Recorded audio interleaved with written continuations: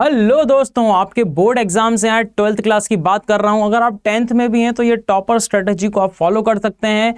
एक मिनट भी बच्चे वेस्ट मत करना। आज आपको 5 ऐसी बातें बता रहा हूं जो आपको टॉपर बना सकती हैं। बात समझ में आ रहा है? आप किसी भी बोर्ड से हो, कोई फर्क नहीं पड़ता। फिलहाल अभी मैं बात कर रहा हूं यूपी बोर्ड की। यहां पर आप किसी भी बोर्ड से और किसी भी क्लास में इस टॉपर स्ट्रेटजी को अगर आप अभी से ही फॉलो करना चालू करते हो तो आपके हो जाएंगे वारे न्यारे।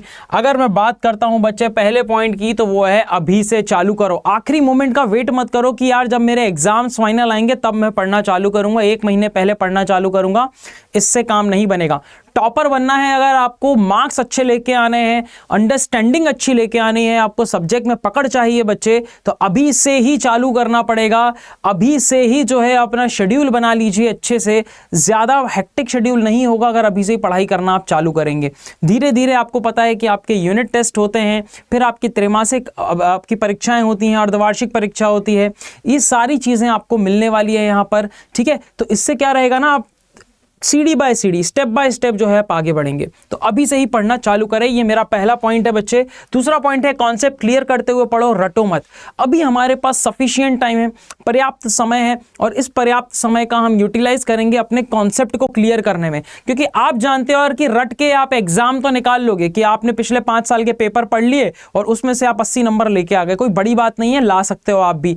लेकिन बात शुरू होती है उसके बाद की, यानी कि अगर आप सीयूईटी के एग्जाम में बैठ रहे हो या किसी भी कॉम्पिटिटिव एग्जाम में बैठ रहे हो, चाहे आईआईटी हो गया, जेई हो गया, आईआईटी जेई का एग्जाम हो गया बच्चे, आपका नीट का एग्जाम हो गया, आप किसी भी एग्जाम के लिए बैठ रहे हो तो आपके लिए वहां पर कॉन्सेप्ट बहुत मायने रखते हैं। इसीलिए अभी से ही कॉन्सेप्ट क्लियर करते हुए चलोगे तो आगे आपको दिक्कत कम होगी उन कॉम्पिटिटिव एग्जाम्स को क्रैक करने के लिए। इसीलिए मैंने बोला कि बच्चे कॉन्सेप्ट क्लियर करते हुए पढ़ो। अभी हमारे पास समय है, अभी हम ये चीजें कर सकते हैं। टीचर की जान खा जाओ यार कि सर ये कैसे आया, मुझे बताओ, मैं जानना चाहता हूं। जेन्युइनली जानने के लिए जान खाओ। ऐसे फालतू में परेशान करने का कोई भी सेंस नहीं है, आप ही का ही टाइम वेस्ट होगा।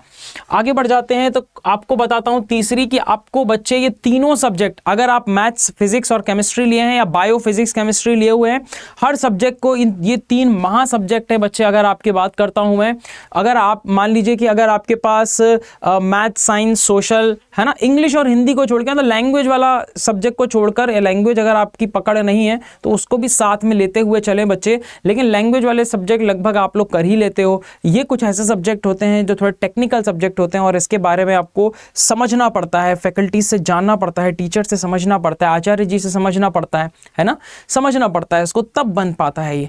तो यार समझने के अलावा आपको प्रैक्टिस करनी है सारे सब्जेक्ट्स की। अगर मैं 12th क्लास की बात करता हूं तो मैथ्स, फिजिक्स, केमिस्ट्री हो गया, बायो, फिजिक्स, केमिस्ट्री हो सकता है पीसीबी वालों के लिए।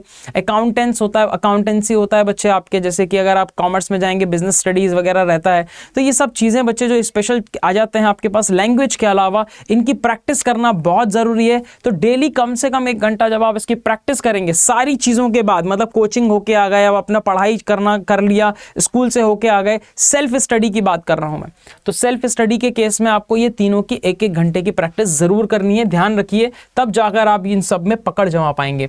इसके बाद चौथा पॉइंट है बच्चे वीकली रिवीजन। नहीं तो होगा क्या, होगा ये कि आज जो पढ़ रहे हो फिर कल दूसरी चीज पढ़ोगे तो पीछे वाली भूल जाओगे। जैसे हम सिंपल सी भाषा में बोलते हैं कि आगे पाठ पीछे सपाट। तो आगे आगे का पढ़ते रहोगे, पीछे का गायब होता रहेगा। तो मंडे टू सैटरडे पढ़ो बच्चे, संडे को पूरा रिवीजन करो, मंडे टू सैटरडे जो भी पढ़ाई की है उसका रिवीजन करो। और इस तरह से अगर आप करते चलोगे तो आपकी मेमोरी बहुत अच्छी हो जाएगी और आपको दिमाग में चीजें बैठने लग जाएंगी, ठीक है। तो आपको इस बात को ध्यान रखना है कि वीकली रिवीजन आपको करते रहना है। और फाइनली महेंद्र सर का महामंत्र तो बच्चे एक ही है कि कोई भी व्यक्ति आपको जिता नहीं सकता जब तक आप खुद नहीं जीतना चाहते। तो महामंत्र है सेल्फ स्टडी। यहां से टीचर जो है बच्चे वो आपको समझा सकता है। टीचर जो है वो सिर्फ आपकी 10% सक्सेस का कारण होता है, 90% आप खुद होते हैं, ठीक है। टीचर केवल आपके 10% सक्सेस का कारण होता है, 90% आप खुद होते हैं बच्चे, सेल्फ होते हैं, ठीक है। 90% जो होते हैं आप खुद होते हैं, आप खुद होते हैं। ध्यान रखिए इस बात को कि अगर टीचर चाहे कुछ, बोलते हैं ना कि मूर्ख को ब्रह्मा जी भी आके समझा दे तो भी वो मूर्ख ही रहने वाला है, उसको कुछ समझ में नहीं आने वाला है। तो आपको उस मूर्ख की कैटेगरी से बाहर निकलना, अगर आप पहले से ही बाहर हैं तो बहुत अच्छी बात है, ठीक है। मूर्ख वही रहता है जो सेल्फ स्टडी करना नहीं जानता है, ठीक है। अगर आप सेल्फ स्टडी करना नहीं जानते हैं तो करना कुछ नहीं है बच्चे, खुद से ही पढ़ाई करना चालू कर देना है। जो भी सीखा है उसको खुद ही से इंप्लीमेंट करना चालू कर दो। बस यही मैं महामंत्र दूंगा। सेल्फ स्टडी आपको जिंदगी भर काम देगी बच्चे। जिंदगी भर आप जो है खुद ब खुद जब ज्ञान अर्जित करने लग जाओगे, चीज़ों को प्रैक्टिस करने लग जाओगे, तो आपको जो है अलग ताकत आ जाएगी, बाकी सब लोगों से हट के आप खड़े हो जाओगे। आई होप कि आपको ये 5 बातें बहुत अच्छी लगी होंगी। सभी दोस्तों के साथ ज़रूर शेयर कर देना, और अगर चैनल पे नए हैं तो CUET हिंदी मीडियम चैनल को आप ज़रूर सब्सक्राइब करें। Thank you so much, take care, bye bye.